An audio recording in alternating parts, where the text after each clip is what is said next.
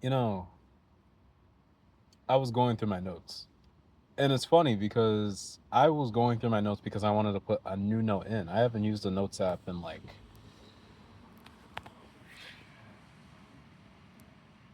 3 years, 4 years. That took a long time for me to figure out, but I swear to you, it's been long since I actually used the notes app, right? And to tell you the truth, it doesn't really surprise me that I had all these dreams just hocked up in this one space, just waiting to put it out there. Like I'm talking about, I had dozens of things. I had transcripts, I had notes, I had ideas, I even had goals. And look at where I'm at right now. The funniest part too is I was walking over to go get a drink, right? And as I'm walking, it's like one of the hottest days I've ever witnessed in April. And it also felt like one of the hottest days I witnessed in June of that same year that I was putting most of my notes in, which was 2021. To tell you the truth, it really opened my eyes to see just how far I came and how willing I was to keep going, despite not seeing anything until last year. And yeah, like last year was when I actually saw like HyperX and Meta and all these companies are hitting me up trying to do like ad things with me, and it's like I'm at a loss for words. It's kind of crazy because most people would give up here, and I didn't give up. I'm still not giving up. Like right now, I'm in a hot ass car. I literally was just taking a nap a few hours ago, for because after work, right? Because I work from like 7. I had to work early today because some cop was trying to write me up for a no parking ticket, despite me being in the car. And I was like, yeah, officer, my bad, my bad. Which is crazy too because today I've been stopped by a whole bunch of people. I'm stopped by people working the register just to confirm an order, even though I do this all the time. Like they see me, they know who I am. I got stopped by police twice. One because of the no parking thing, and two because of running a stop sign. Which, funnily enough, I feel like that police officer like formed out of nowhere because there was nobody behind me when I was doing it.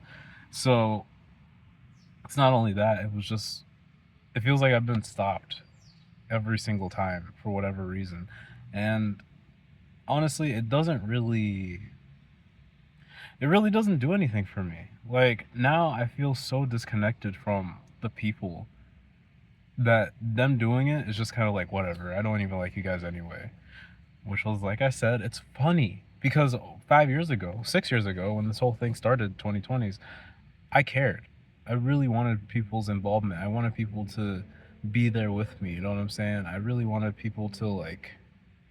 If it's not one, it's the other. I need to get my hair done. Do you not see this shit? Like, dude, I also hate the fact that my hair has been uneven ever since I was 15. Like, it shapes like a house. And that's whatever. Anyway, so it's kind of funny to me that I'm put in a position where it doesn't really matter what I do next. It only matters is that I'm willing to do it, and I am willing to do so with each passing day. I fully let go of being the person because that's who I am. I'm tired of proving to people who I am, even though they know who I am. They never really cared about me or the things that I've done. They only cared about the work that I put in. It's funny too because what's the word? Just a few days ago, my cousin he calls me up and he's asking because he wanted my help with a job, right? So I'm thinking, all right, cool. Well, I usually do jobs with him like all the time, right? And so I came in with my lock sock on because, as you can see, this is looking kind of rancid right now. Like, dude, I'm probably gonna have to go to the hairdresser. Dude, I have to go to the hairdresser. I'm probably not even gonna go this week. It's too late. I gotta go up to North Carolina in the weekend anyway. So I had to like basically I just came as I was. I came in with my sandals. I came with my lock sock. And at first they saw me with the lock sock on, and he's just like, "Dude, take that shit off." And I'm like, "You do not want to see what's under here." And I don't know, man. The reason I'm talking about this is because of the fact that I was able to basically do what old Kev couldn't do, which was talk his shit. Because the whole time they're over here playing me like I'm some idiot. And which is funny to me too, because that cousin of mine, I revered as one of my favorites. Like I was so excited to see him. I always listened to him, and every time he needed me, I was always at the ready. But this time around, something was different. Something was off. And I was just like, I think it's time. My connection to my family is not there anymore. It wasn't there for years. But I was playing a role that, ironically, my father couldn't play. And I was playing it better than him, and people still wanted my father over me. It was insane, dude.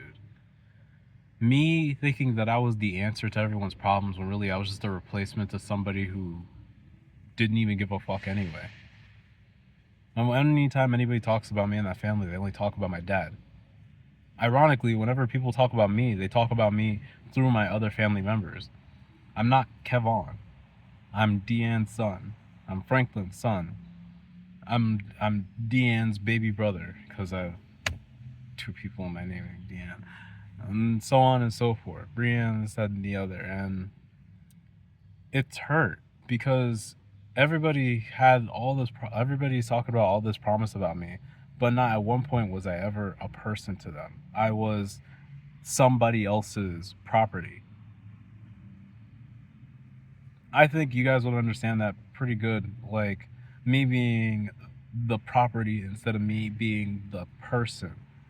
And I didn't like that at all. I never liked that. But I held it, I bit my tongue. I did the things that were needed from me, and I did them well. And that is why I am here today. In a car, haven't seen a bed in 2 weeks, having to take a shower at Planet Fitness. Dude, do you guys not understand? It's funny to me too, because it feels like as if this is supposed to be the part of my life where I'm breaking down. But no, this is the part where I get started, where everything starts to make fucking sense. Every single person around me has never given me the opportunity to learn. Everybody's been pushing me away from growth. They've been pushing me away for the sake of now, and never for the sake of what could happen next. And that is exactly why I was never able to operate at full percentage up until now. I have no deadlines. I didn't even have a deadline. All the deadlines that were inflicted on me were because of other people and their insecurities. I no longer have insecure people around me. I was listening to Marvin Gaye's song. I mean, not Marvin Gaye's. Luther Vandross's songs, the collection of him singing covers from other songs. And what was the song name? It was track 5. No, it's track number 7. Ain't No Stopping Us Now. It's already a song that was made by somebody else, but him singing it felt like as if he was talking to me. And the reason why I'm bringing this up is not only one, he became a Rock and Roll Hall of Fame like inductee, but 2, it was like as if he were speaking on what I'm going through. I've been always held down. I was always held back. The people around me never really wanted me to shine, because shining to them meant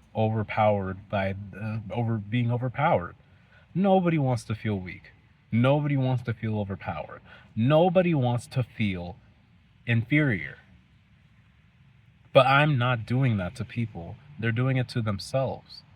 I'm not there to show inferiority. In fact, wherever I go, I give them my work and I give them what they need in order to progress.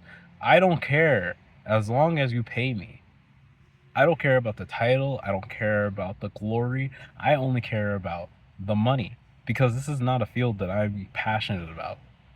There's no field that anybody's ever put me in I was passionate about. I was only passionate about the field that I wanted to be in. The fields where I wake up every day and I have a new idea. The fields that every single person that could ever even think of or dream of, I'm in there. That's what gets me up at night. That's what wakes me up in the morning, and that's what makes it harder to sleep, even though I want to dream even more, even though I want to get closer to what I need to do. So in short, I am not here to be somebody else's lackey, and I am blaming myself, but not also demonizing myself. I'm only blaming myself because I was the one initiating. This is not their problem. It was my problem that I wanted to make a solution towards other people. And that's just what it is. It is what it is, dude. I'm not mad and I'm not angry at anybody else, not even myself. I am only thankful that I am able to think this far ahead despite not being in the positions that I need to be in, because it's just my fault. It's all my fault. Every single consequence, every single action, every single decision consciously is my fault. Even if it were unconscious, it's just my fault. That's what I'm saying. So, what do? We learn and we keep moving. There's no reason to get mad. There's no reason to get angry. There's only reason to progress. Because even though everything around us is failing and falling and things won't be here tomorrow, if you're still breathing, you still have a chance. If you still have a chance, you can keep going. Don't let this world sour you. Pick your path, and the world will bend to your will. That's all I gotta say. Until next time.